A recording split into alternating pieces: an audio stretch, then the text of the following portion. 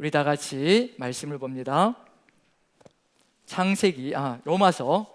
아직도 창세기가 머릿속에 가득히 들어차 있나 봅니다.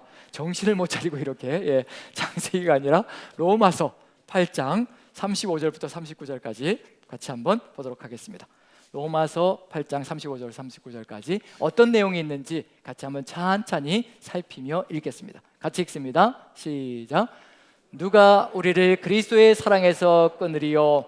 환난이나 곤고나 박해나 기근이나 적신이나 위험이나 칼이랴. 기록된 바 우리가 종일 주를 위하여 죽임을 당하게 되며 도살당할 양같이 여김을 받았나이다 함과 같으니라. 그러나 이 모든 일에 우리를 사랑하시는 이로 말미암아 우리가 넉넉히 이기느니라.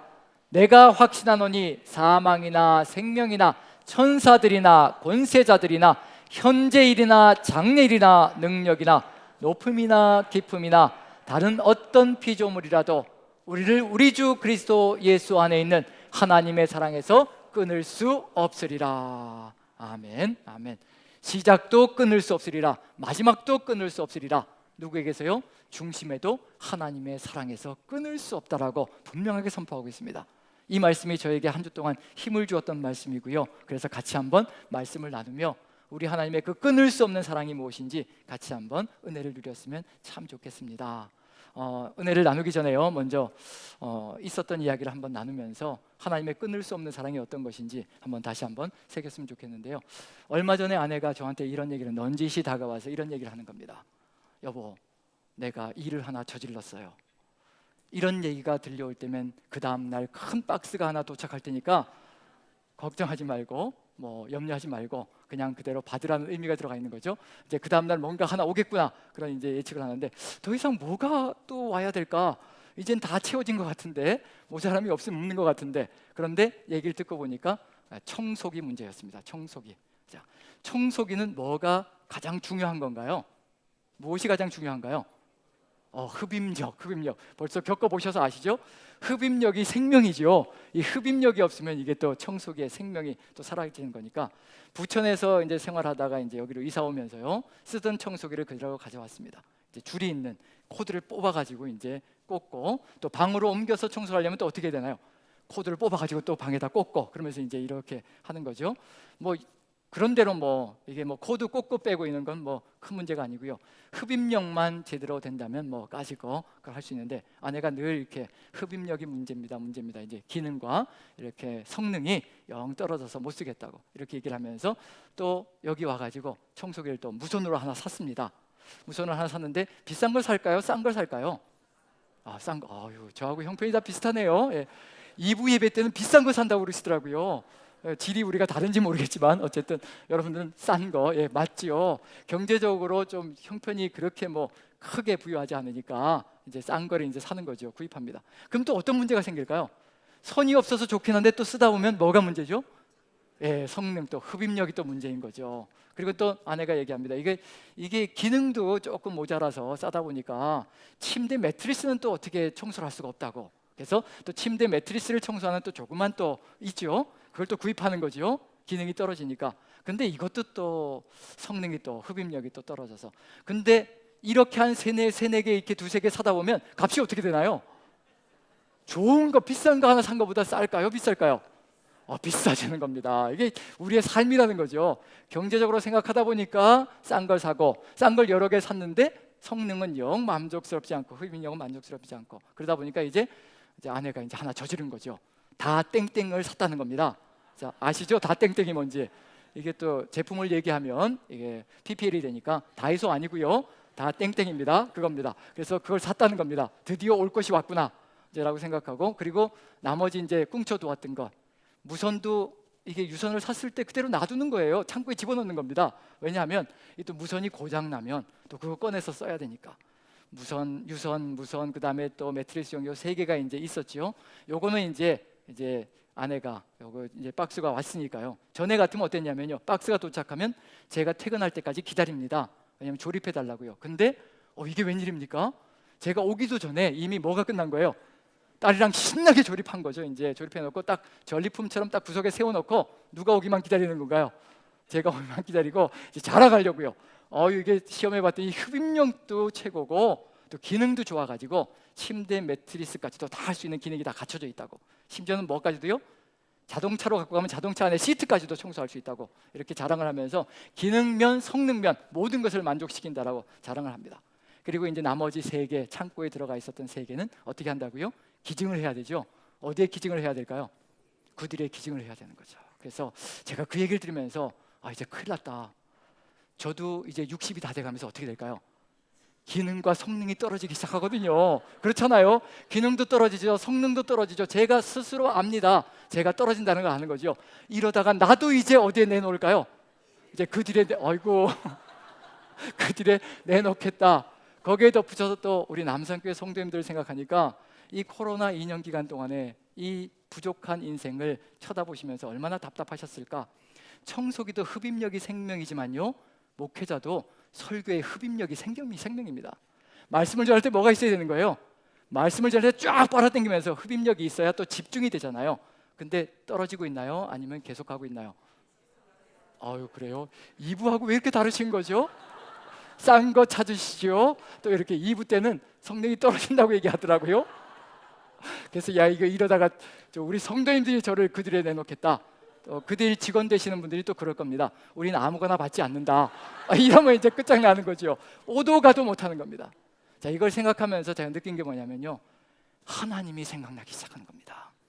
성능이 떨어진다고, 기능이 조금 부족하다고, 그리고 뭔가 미련한 부분, 미력한 부분이 있다고 해서 정말 하나님께서 나를 그렇게 그들에다 내놓으실까? 아니다라는 생각이 들었습니다.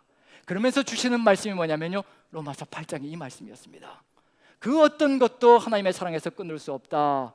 사망이나 생명이나 천사들이나 권사자들이나 그 다음에 현재 일이나 장래 일이나 능력이나 높음이나 기쁨이나 그 어떤 다른 피조물도 우리 주 그리스도 예수 안에 있는 하나님의 사랑에서 우리를 끊을 수 없다. 이 말씀이 너무도 강력하게 다가왔습니다. 저만이 아니라 우리 모두의 신앙 고백이고 하나님의 은혜인 줄로 믿습니다. 여기에 분명히 뭐도 들어가 있냐면요, 현재 일이나 장래 일이나. 우리가 지금 현재 삶 속에서 얼마나 고민하며 두려워합니까? 내가 경쟁력이 있을까? 내가 능력이 있을까? 세상 속에서 정말 살아갈 수 있을까? 얼마나 고민하면서 두려워합니까? 장래일 얼마나 두려운가요? 내가 이렇게 늙어가는 몸을 가지고 내가 노후 대책을 세워놓지 않으면 내가 정말 노후가 되어서 살아갈 수 있을까 없을까? 그 모든 두려움들이 끊임없이 밀려오거든요. 분명히 말씀해 주십니다. 현재 일도 장래 일도 하나님의 그 사랑에서 끊을 것이 없다라고 분명히 얘기해 주십니다. 그것이 우리 하나님의 사랑입니다. 그 사랑, 그 하나님의 사랑만 우리가 가슴속에 새기고 또 새기면요, 세상 속에서 능히 담대하게 살아갈 수 있는 존재가 될 것이라는 것을 확신하게 되었습니다. 그래서 이 사랑을 같이 한번 나누며 이 사랑과 더불어서 우리의 남은 여생들을 걸어간다면 이 세상이 두려울 것인가, 미래가 두려울 것인가? 절대로 그렇지 않다고 확신합니다. 오직 살아계신 하나님과 함께 광야를 거쳐갈 것이고 매일매일의 삶을 지치고 상한 마음 속에서도 하늘을 바라보며 살아가는 우리의 삶이 될 것이라고 확신합니다. 그래서 오늘은 로마서를 가지고 같이 한번 나가는데요, 로마서가 주 목표는 아닙니다. 자, 로마서의 중심은 어디일까요? 힌트는 오늘 읽은 본문의 말씀인 거죠. 자, 로마서의 중심은요, 몇 장일까요? 네, 로마서 8장입니다. 중심 중에 중심입니다. 로마서의 핵심이면서요, 핵심 중에 핵심이 로마서 8장 속에 들어가 있습니다.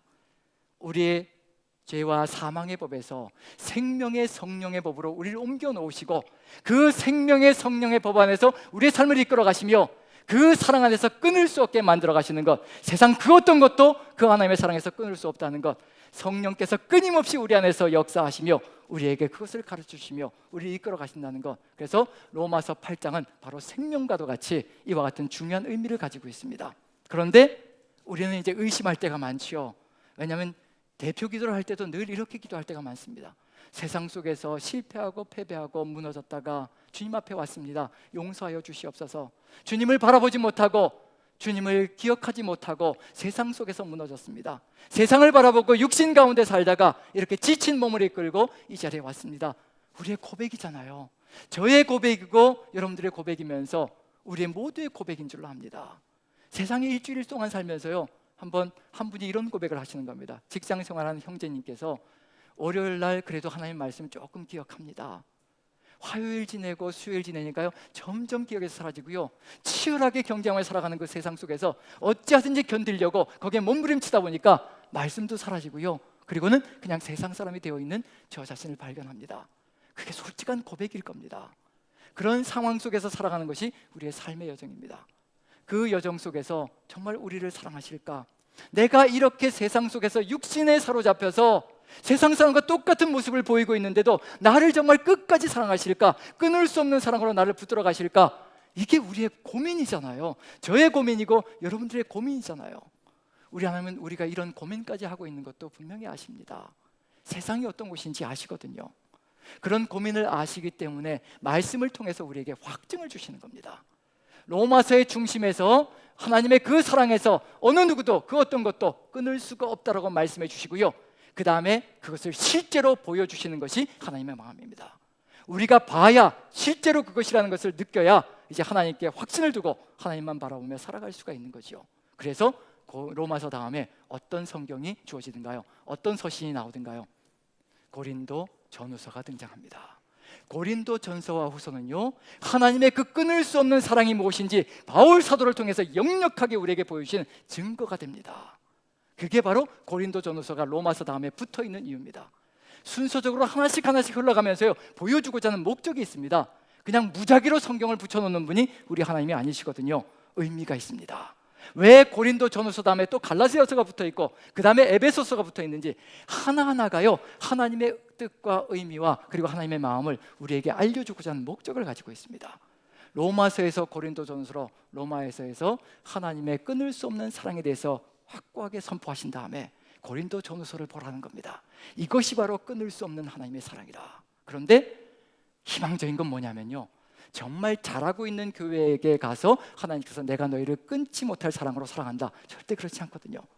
고린도 전서, 고린도 교회는요 문제투성입니다. 이보다 더 많은 문제를 안고 있는 교회는 없다 싶을 정도로 문제투성이로 가득 들어차 있는 교회를 오히려 보여주고 있는 중입니다. 그리고 그 교회를 통해서 하나님의 끊을 수 없는 사랑이 무엇인지 보여주시는 겁니다. 우리가 고린도 교회만큼 많은 문제를 안고 있을까? 저는 그렇게 생각하지 않습니다. 우리 남산교회 또 우리 성도님들 한 분 한 분은 고린도 교회 성도들이 안고 있는 문제보다는 적은 문제들, 적은 그런 아쉬움들을 가지고 있을 것이라 생각되어집니다. 그래서 고린도 교회 문제부터 한번 살펴보지요. 이런 교회도 끝까지 사랑하신다면 우리도 끝까지 사랑하실 것이라 확신을 가질 수 있거든요. 고린도 교회 첫 번째로 나오는 문제가 분열의 문제입니다. 바울파다, 아볼로파다, 게바파다, 그리스도파다, 교회가 산산조각이 나 있습니다. 전부 다 자신의 육신의 욕망을 따라서 육신의 만족을 주는 사람들을 따라서 전부 다 뿔뿔이 흩어져 있습니다. 네 조각으로 최소한 조각 나 있거든요. 우리 남산교회는 그렇게까지는 아니잖아요. 네 조각으로 나 있는 건 아니잖아요. 그런 점에서 우리는 고린도 교회보다는 훨씬 나은 위치를 가지고 있다는 거, 이렇게 분열이 가득 들어차 있습니다. 특이한 건 뭐냐면요, 성령의 은사가 넘친다라고, 성령께서 역사하시는 은혜가 넘친다라고, 그래서 은혜가 은사가 넘치거든요. 그런 성령의 은사가 넘친다라고 하는 교회가 분열을 가고 있습니다. 우리도 그럴 수 있습니다. 성령께서 함께 하시는 교회도요 육신의 생각에 잠시 사로잡히면 분열이 일어날 수가 있습니다. 그런 이야기를 보여주고 있는 중이거든요. 분열이 이루어져 있습니다. 그 다음에 또 음행의 문제가 있습니다. 어떤 한 형제가 아버지의 아내를 데리고 사는 거예요. 이건 말 그대로 근친상간이면서 이방인들도 하지 않는 짓을 한다라고 바울이 분명히 얘기하고 있거든요. 음행입니다. 아버지의 아내를 데리고 사는 겁니다. 그런데 특이한 건 뭐냐면요, 이 사람이 그런 것에 대해서 양심의 가책을 전혀 느끼지 않습니다. 무디어지고 있는 거죠.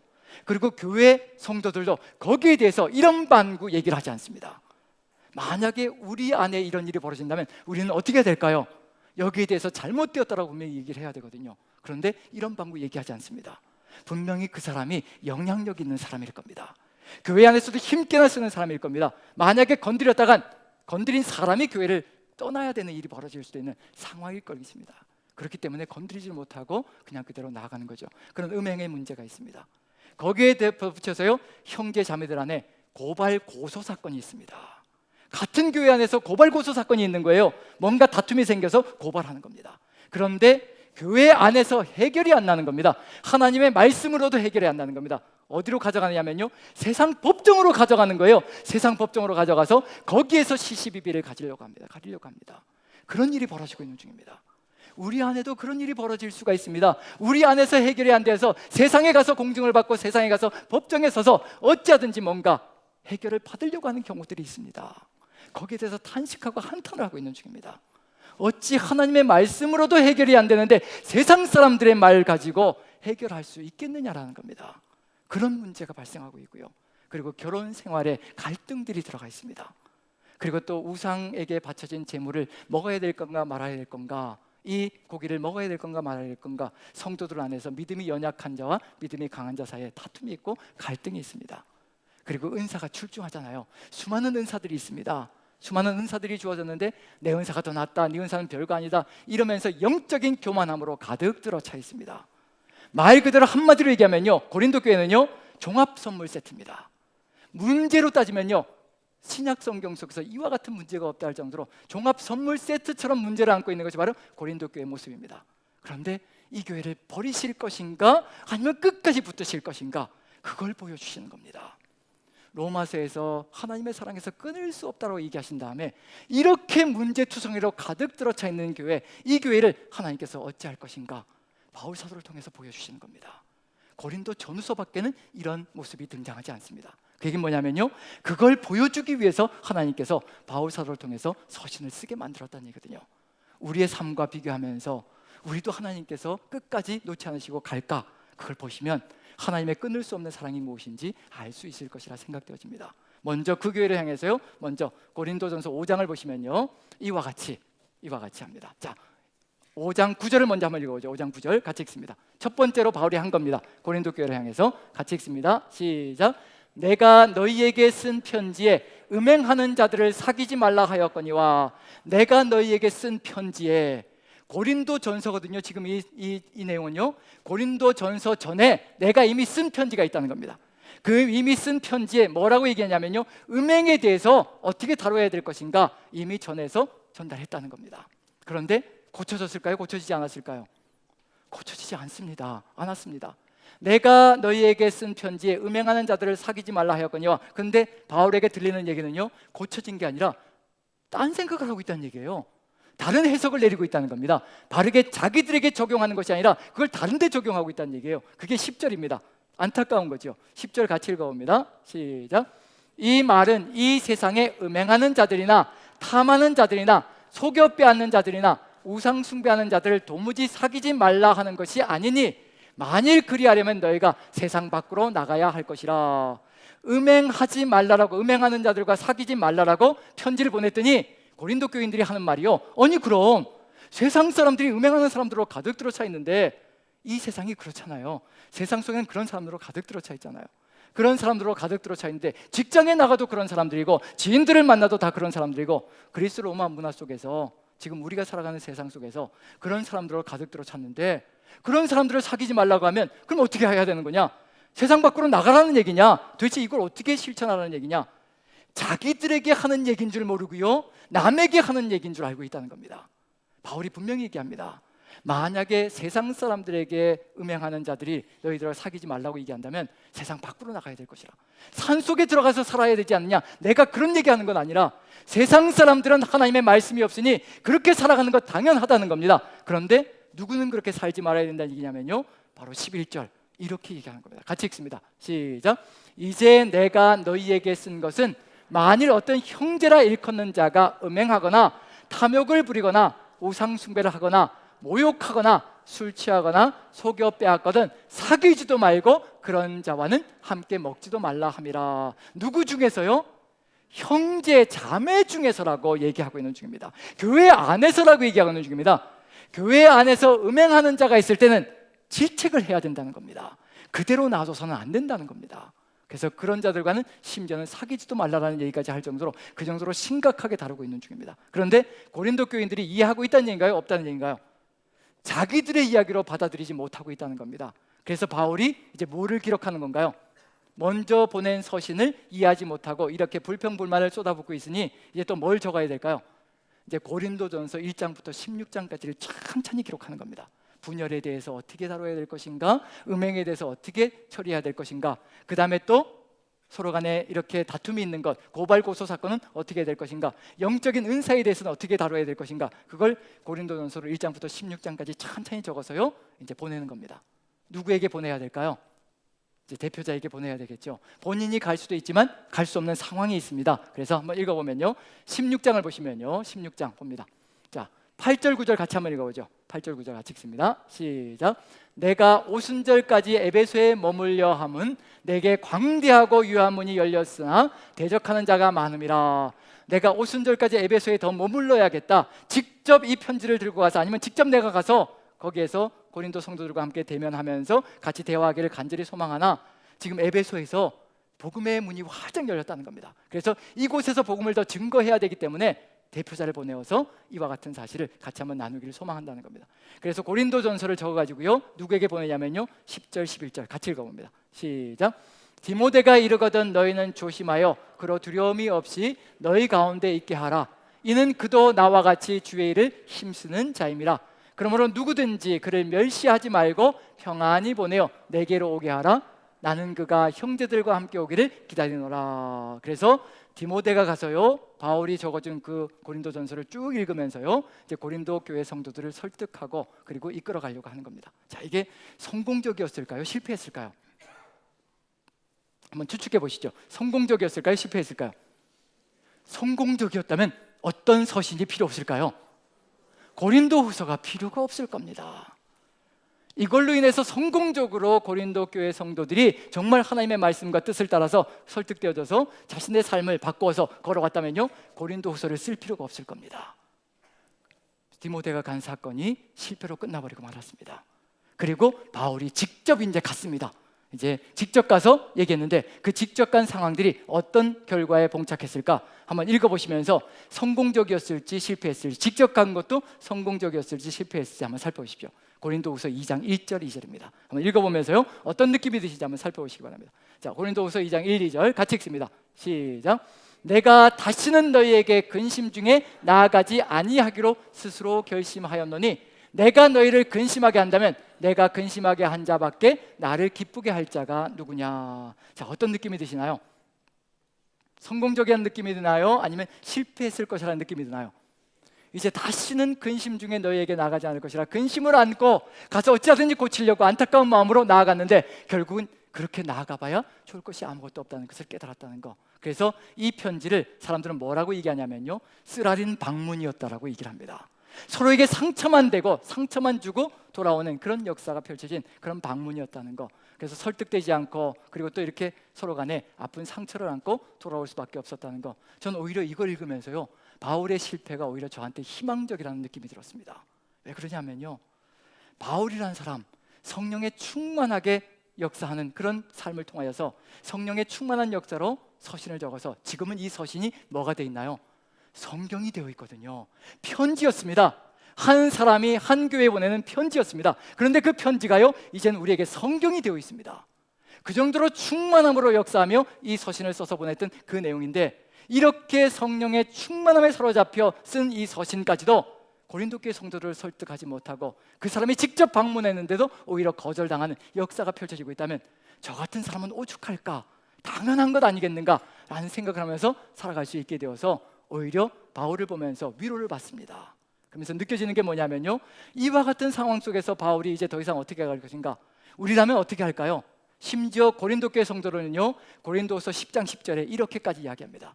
방문하고 이렇게 한 바울을 향해서 그가 쓴 편지는 무게가 있고 힘이 있는데 직접 대면해서 보면 몸은 약하기 그지없고 말에는 힘이 전혀 없다라고, 말에는 전혀 들을 것이 없다라고 이렇게 얘기를 합니다. 만약에 여러분들이 그런 말을 들으면 어떨까요? 여러분들이 그런 말을 들으면, 제가 그런 말을 들으면 어떨까요? 한번 생각해 보십시오. 바울은요, 예루살렘부터 일루리건까지, 즉 고린도 교회가 있는 마게도냐 지역의 일루리건까지 교회를 수없이 많이 복음으로 편만하겠다라고 얘기합니다. 복음으로 편만하겠다는 얘기는 복음으로 가득 채웠다는 얘기입니다. 가득 채웠다는 얘기는 수없이 많은 교회를 예루살렘부터 시작해서요 일루리건까지 세웠다는 얘기입니다. 수백 개의 교회가, 가정교회들이 세워졌을 겁니다. 그 중에 한 교회가 고린도 교회입니다. 우리 같으면 경상도식으로 하면 이렇게 무시하고 멸시하고 이렇게 정성을 들이는데도, 이렇게 서신을 보내고 직접 방문해서 이와 같이 정성을 들이고 있는데도 불구하고 이와 같이 거부하고 저항하면서 멸시하고 무시한다면 우리 같으면 어떨까요? 고마됐다, 취하뿌라. 그렇죠? 그렇게 얘기해버리고 그냥 다 끝장내버리고, 너희만 교회냐? 내가 세운 교회가 수백 교회가 되는데 거기만 가면 끊임없이 대접받으면서 나를 칭송하고 칭찬하며 박수를 쳐주는데 까짓 거 너희 하나 끊어내면 그만 아니냐? 그렇게 얘기할 수도 있거든요. 그런데 고린도 전후서를 읽어볼 때 그런 이야기가 전혀 등장하지 않습니다. 바울 사도가 계속 이와 같이 하는 것, 무슨 의미를 가지고 있을까요? 누구의 사랑이 가득 들어차 있기 때문일까요? 바울 스스로 하는 역사가 아니라고 저는 확신합니다. 바울 안에 있었던 그 하나님의 사랑, 끊을 수 없는 그 사랑, 교회를 핍박하고 교회를 멸시하고 무너뜨리려고 안간힘을 써대며 그렇게 기고만장해가지고 설치고 다닐 때 살아계신 하나님의 그 역사, 구주 예수 그리스도의 그 역사가 바울 안에 들어왔습니다. 죄인 중에 괴수인 자신을 끊을 수 없는 그 사랑으로 붙들어내시고, 그것도 모자라서 성령의 역사로 가득히 채우셔서 그 사랑으로 꿈틀거리게 만드는 사람을 만들어 놓으신 겁니다. 바울 안에 꿈틀거리고 있는 것이 무엇일까?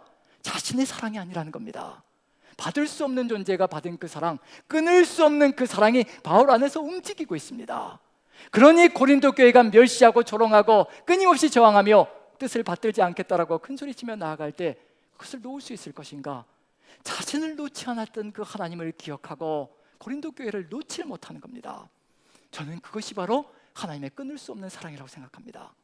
우리는 그 하나님의 끊을 수 없는 사랑을 오해할 때가 어떤 때냐면요, 하나님께서 직접 나에게 그 끊을 수 없는 사랑을 보여주실 것이라고 착각하고 있는 겁니다. 그렇지 않습니다. 하나님께서 우리를 하나님의 형상으로 부르시고 우리를 십자가 보혈용로로 우리를 구원해 놓으시고 하나님의 구원의 동역자로 세워놓으셨을 때 하나님은 우리를 통하여서 사랑이 필요한 사람들에게 끊을 수 없는 그 사랑을 보여주시는 그 길을 열어가신다는 얘기거든요. 우리가 바로 바울 사도처럼 하나님의 그 끊을 수 없는 사랑의 통로가 되어진다는 겁니다. 우리도 그런 사랑을 받았거든요. 정말 지쳐서 상해서 눈물밖에는 눈물이 빗물처럼 흘러내리고 정말 기도의 입술조차 열리지 않은 그 상황 속에서 하나님께서 어느 누군가의 중보자를 세워가지고 나를 위해서 기도하게 만들어 가시는 그 역사, 그 사랑, 그것이 우리가 만들어내는 역사가 아니라요, 우리가 할 수 없는 그 상황 속에서 하나님이 하여 주시는 그 은혜의 역사가 그대로 들어가 있습니다. 그것이 바로 하나님의 끊을 수 없는 사랑이라는 얘기거든요. 지금도 그 사랑이 우리와 함께 한다면 우리도 역시 마찬가지로 그와 같은 길을 통하여서 그 뜻을 열어갈 수 있는 존재가 될 수 있을 것이라는 것, 우리는 그와 같이 바울처럼 누군가에게 하나님의 끊을 수 없는 사랑의 통로가 되기도 하고요, 어느 누군가는 또 우리에게 지쳐 쓰러져 있는 우리에게 하나님의 그 끊을 수 없는 사랑을 전해주는 통로가 되기도 한다는 겁니다. 바울 사도를 통해서 그것을 우리에게 보여줍니다. 이게 어떻게 해야 될까요? 이렇게 멸시하고 무시하고 방문했음에도 불구하고 그 자리에서 면전에서 멸시하는 그런 고린도 교회를 향해서 바울이 어떻게 해야 될까요? 그 다음에 4절부터 읽어보면요, 이렇게 합니다. 자, 4절 같이 한번 읽어보죠. 4절 같이 읽습니다. 2장 4절입니다. 고린도후서 같이 한번 읽어봅니다. 이게 바울 안에 움직이고 있는 사랑입니다. 같이 읽습니다. 시작.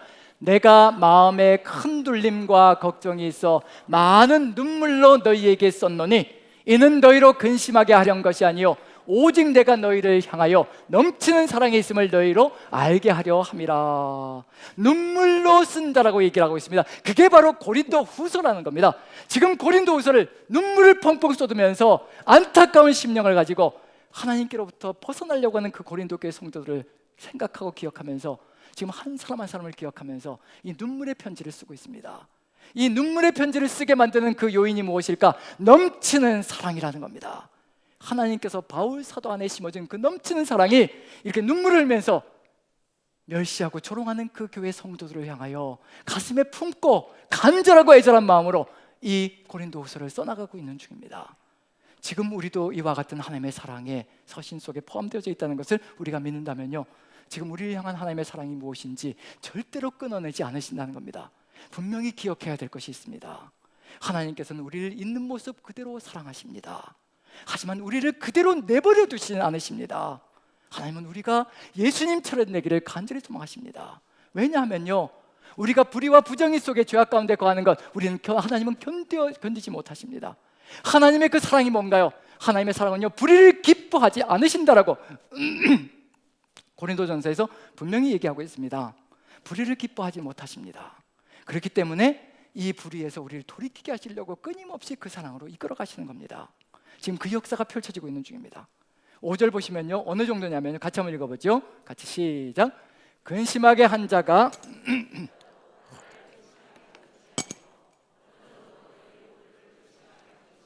어느 정도라 함은 내가 너무 지나치게 말하지 아니하려 함이라. 근심하게 한 자가 있고 한 그룹이 있습니다. 그런데도 불구하고 이 편지 서신 속에서요, 지나치게 말하지 않으려고 정말 애를 쓰고 있는 중입니다.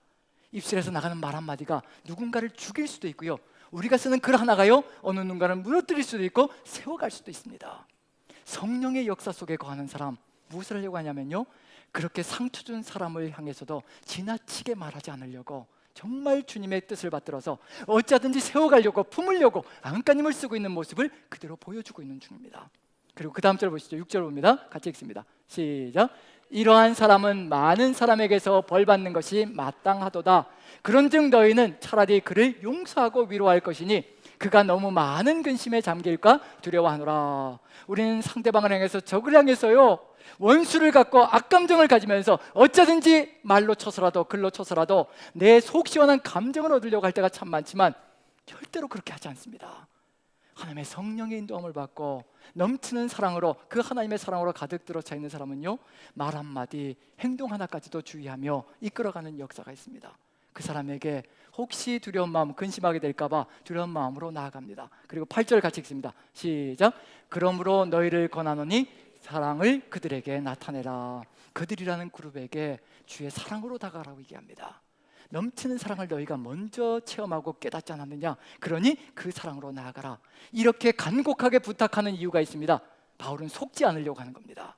속임수가 있거든요. 그게 뭐냐면 11절을 보시면요, 이와 같은 존재가 속인다는 겁니다. 같이 읽어봅니다. 11절 같이 시작. 이는 우리로 사단에게 속지 않게 하려 함이라. 우리는 그 계획을 알지 못하는 바가 아니로라.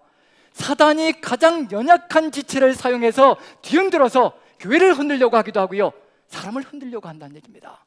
그 형제 자매가 사단이 아니라는 얘기입니다. 그 형제 자매가 사단이 아니라 사단이 연약한 지체를 간악하게 뒤흔들어서 교회를 흔들고 있다는 겁니다. 바울은 그걸 보고 있는 중입니다. 우리는 자꾸만 뭐라고 생각하느냐면 저 인간을 끊어내야 된다고, 저 인간이 떠나가야 된다고 생각할 때가 참 많습니다. 절대 그렇지 않습니다. 가장 연약한 존재입니다. 사단에게 가장 치명적으로 내맡겨진 존재입니다. 더 보듬어주고 더 품어주고 더 사랑으로 이끌어가야 될 존재라는 것을 바울은 알고 있는 중입니다. 그래서 더 품으려고 애를 씁니다. 사단에게 속지 않으려고, 사단의 계획에 넘어가지 않으려고 안간힘을 쓰는 것이 바로 바울 사도의 마음속에 들어가 있습니다. 누구의 사랑이 가득 들어차 있기 때문이냐면요, 살아계신 하나님, 전능하신 하나님의 그 끊을 수 없는 사랑이 가득 들어차 있기에 절대로 사단의 계획 속에 넘어가지 않고 하나님의 그 뜻을 이뤄가려고 하는 간절한 소망이 그 안에 가득히 들어차 있습니다. 그리고 고린도 후서를 기록해서 보냅니다. 누구를 통해서 보낼까요? 디모데를 보냈었는데, 고린도전서는 디모데를 통해서 보냈었는데 한번 실패했지요. 디모데도 상당히 두려운 마음을 가지고 있을 겁니다. 그래서 다른 사람을 보냅니다. 누구일까요? 또 하나의 아들 같은 존재, 디모데 전후서가 있는가 하면 디도서가 있습니다. 아들 같은 존재, 영적인 아들들, 디모데를 보냈고 이제 또 누굴 보낼까요? 디도를 보냅니다. 그리고 노심천사, 그 초조함이 어떤 건지 한번 보십시오. 성령에 충만하다고 하는 이 사람도요, 바울도요, 이렇게 초조할 수가 있습니다. 생명을 향해서는 초조할 수 있다는 것을 보여주고 있는 중입니다. 한번 봅니다. 2장 그 밑에 봅니다. 12절, 13절 같이 한번 읽어보죠. 12절, 13절 같이 읽습니다. 시작. 내가 그리스도의 복음을 위하여 드로아에 이름에 주 안에서 문이 내게 열렸으되 내가 내 형제 디도를 만나지 못하므로 내 심령이 편하지 못하여 그들을 작별하고 마게도냐로 갔노라. 디도에게 편지를 들려서 고린도 후서를 적어서요, 디도의 손에 보냈습니다. 그런데 드로아에서, 아시아의 끝자락에서요, 복음의 문이 또 열리기 시작하는 겁니다. 그런데 이제는 그 복음의 문이 열릴지라도 가슴 속에 초조함과 답답함이 너무도 가득 들어차서 누구를 향하니요? 고린도 교회 성도들을 향한 그 사랑이 가득히 들어차서 복음의 문이 활짝 열었음에도 불구하고 저 같으면 어떨 것이냐면요, 고린도 교회 나를 무시하고 멸시하는 그 교회 성도들, 여기 지금 드로아에서는 나를 환영하고 복음을 받아들이며 주 예수 그리스도를 고백하는 수많은 형제자매들의 서간이 내가 여기서 빛을 볼 것이라고 저는 머무를 것 같은데 바울은 그리 하지 않습니다. 초조함과 조급함을 가지고요, 정말 고린도 교회가 서나갈 것인가 무너질 것인가 그 안타까운 심령을 가지고요, 어찌할 바를 모르고 전전긍긍하다가 그 문을 내려놓고 어디로 가냐면요, 드로아에서 배를 타고 마게도냐로 갑니다. 고린도 지역이 있는 곳으로 넘어갑니다. 그 조급함, 초조함, 저는 그 심정이 이해가 됩니다. 자식들을 놓고도 우리가 얼마나 조급하고 초조해 하나요? 우리 자녀들이 이와 같이 걸어가면 안 되는데, 하나님의 뜻을 받들어야 하는데, 그런 생각을 할 때마다 조급해지고 초조해질 때가 참으로 많습니다. 그게 우리의 심정이거든요. 성령이 충만하다고 해가지고 조급함이 사라지고 초조함이 사라지는 것은 절대 아니라는 겁니다. 생명을 향해서는요, 한 생명 한 생명을 향해서는요, 초조함이 있을 수 있고 조급함이 있을 수 있습니다. 성령의 사람들요. 그래서 바울 사도를 보면서 우리가 이러한 것들까지도 배워야 될 필요가 있습니다. 자, 이렇게 해서 그 조급함을 가지고 마게도냐로 갔습니다. 디도를 만났습니다. 어떤 소식이 왔을까요? 어떤 소식이 드디어 7장을 봅니다. 7장 같이 한번 읽어보죠. 7장 5절부터 7절까지 먼저 한번 읽어봅니다. 같이 읽습니다. 시작. 우리가 마게도냐에 이르렀을 때에도 우리 육체가 편하지 못하였고 사방으로 환난을 당하여 밖으로는 다툼이요 안으로는 두려움이었노라.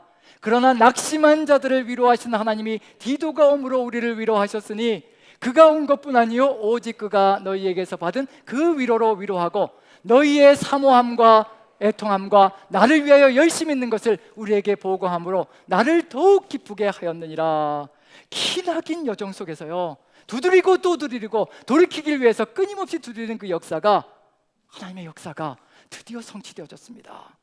하나님은 우리를 그대로 내버려 두지 않으십니다. 불의한 가운데, 죄 가운데, 세상 속에서 그대로 내버려 두지 않습니다. 그게 하나님의 사랑이 아니라는 겁니다. 어찌하든지 두드리고 또 두드려서 우리가 하나님께로 돌이키게 만들어서 하나님의 뜻을 받드는 존재로 다시 돌아오게 만드는 것, 그것이 바로 끊을 수 없는 하나님의 사랑입니다. 지금 우리에게 끊을 수 없는 그 하나님의 사랑이 가득 차 있다면요, 하나님은 우리를 계속해서 두드리실 겁니다. 우리에게 보여주실 것이고요, 알려주실 겁니다. 내가 잘못 나가고 있다는 것까지도 하나님은 다른 사람들을 통해서 내가 깨닫게 만들어 가실 겁니다. 우리가 때로 저항하고 때로 내가 사는 것이 편리하고 좋아서 이대로 가겠다고 할지라도 하나님은 그대로 내버려 두시지 않을 겁니다. 그게 우리 하나님의 사랑입니다.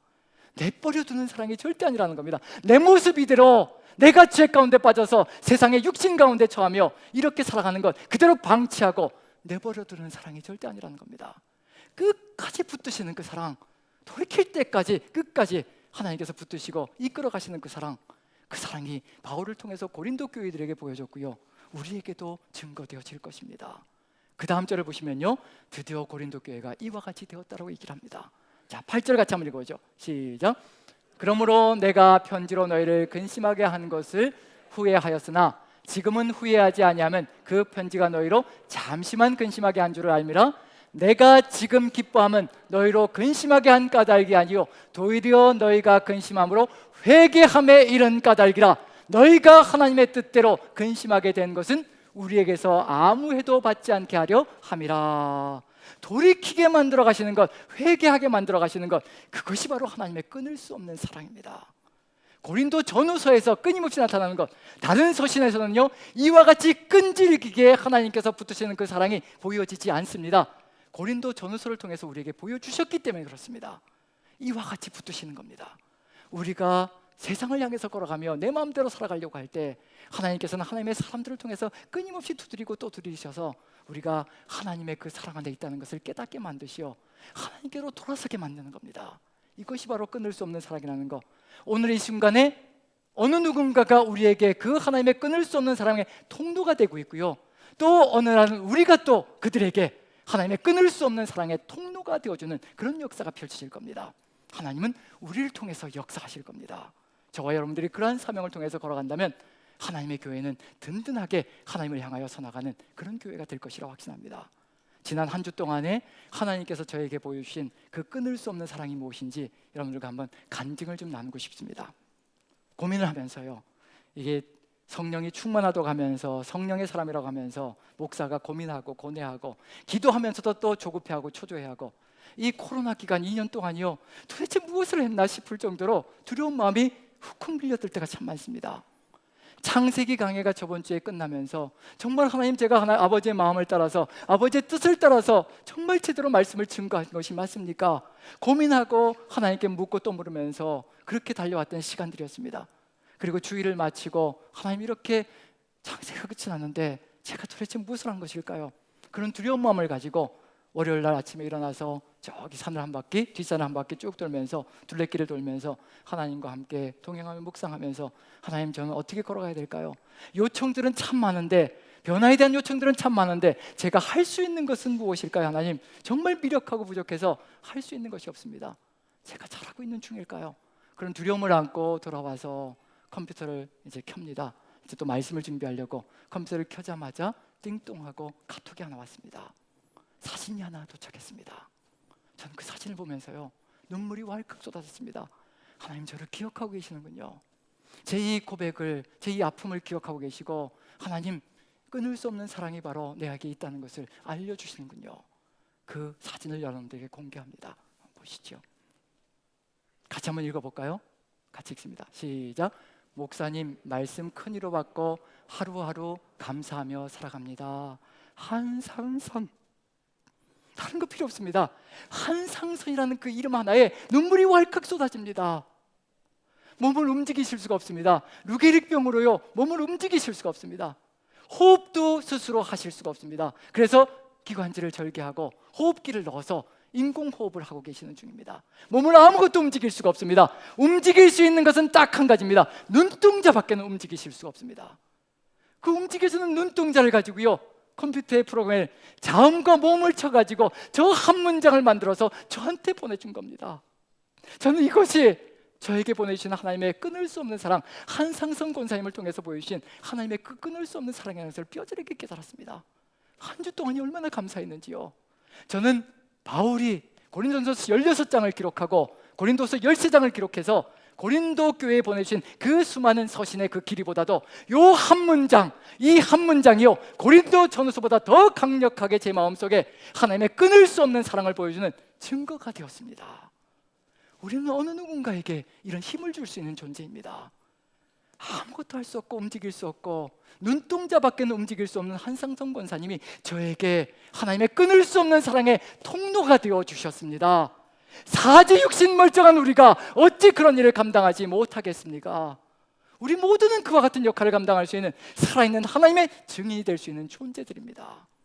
우리의 삶 속에 하나님께서 이와 같은 길로 우리가 어느 누군가에게 하나님의 그 끊을 수 없는 사랑을 전하는 통로가 되길 소망하시고, 우리가 지쳐 상할 때는 어느 누군가가 또 우리에게 하나님의 그 끊을 수 없는 사랑을 전달해주는 통로가 되어서 우리가 하나로 연결되어진다면 우리 남산교회는 가장 아름다운, 가장 힘찬, 가장 능력이 출중한, 은사가 출중한 교회가 되어질 것입니다. 그리고 이 지역으로 그 주의 사랑을, 주의 그 끊을 수 없는 사랑을 증거하는 존재가 될 것이라고 확신합니다. 저와 여러분들 이 사랑으로 하나 되어져서 주님 주신 맡겨주신 사명을 더 넉넉하게 능히 감당하는 저와 여러분들 되시기를 간절히 축원드립니다. 기도하겠습니다. 사랑의 하나님, 우리의 힘으로 살아갈 수 없는 세상입니다. 사랑도 우리 힘으로 할 수가 없습니다. 주님의 넘치는 사랑이 바울에게 흘러들어갔던 것처럼, 그리고 그 사랑이 바울을 움직였던 것처럼, 그래서 끝까지 고린도 교회를 놓지 않고 그 말썽 많은, 문제 많은 교회까지도 끝까지 보듬고 마침내 주를 향하여 회개하는 역사가 일어났던 것처럼 우리의 삶 속에서도 끊을 수 없는 그 사랑으로 우리를 붙들어 주시옵소서. 우리는 연약하고 우리는 육신 가운데 거하기에 끊임없이 아버지 세상을 바라볼 때가 참으로 많습니다. 하나님 불쌍히 여겨주시고 측은히 여겨주시며 어느 누군가를 통하여서 하나님의 그 끊을 수 없는 사랑을 우리에게 보여주시옵소서. 그리고 우리가 어느 누군가에게 그 사랑이 되게 도와주시옵소서. 그래서 우리가 하나님의 그 아름다우신 뜻 안에서 아름다운 믿음의 공동체를 든든하게 세워가는 그런 역사 있게 부족함이 없도록 주여 끝까지 보듬어 주시고 우리 남산교회 모든 성도님들 한 분 한 분을 사랑으로 이끌어 주시옵소서. 감사드리며 예수님의 이름으로 기도합니다. 아멘, 아멘.